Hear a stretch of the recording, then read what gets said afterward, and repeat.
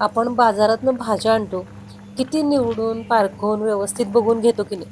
माझं सुद्धा तसंच झालं. हा जर अनुभव तुम्हाला आला असेल ना, तर मला नक्की कमेंट करून सांगा. कोबीला वरती इतका छान दिसत होता आणि त्याच्यावरती मला रेसिपीसाठी म्हणजे डेकोरेशनसाठी पण ही पानं हवी होती. म्हणून मी कोबीचा गड्डा उकळत्या पाण्यामध्ये सोडला आणि त्यानंतर जे काही झालं ना, ते आता सगळं तुमच्या डोळ्यासमोर आहे. हे बघा, एक-एक जसं पान उलगडत गेले ना, तसा आतला कोबी नासका आणि कुचका निघाला.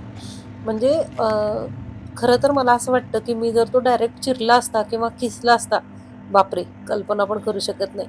आता हा गड्डा आहे असाच मी टाकून दिलाय. पण फक्त तुम्हाला माहिती असावी किंवा नवशिक्यांना माहिती असावं म्हणून खरं तर. आणि कोबी आणि फ्लॉवर मी नेहमी गरम पाण्यातच धुवून घेते. कारण त्याच्यावरती बऱ्यापैकी वेळा औषधं मारलेली असतात. आणि पावसाळ्यामध्ये एकदा तर याच्यामध्ये गोगलगाय निघाली होती.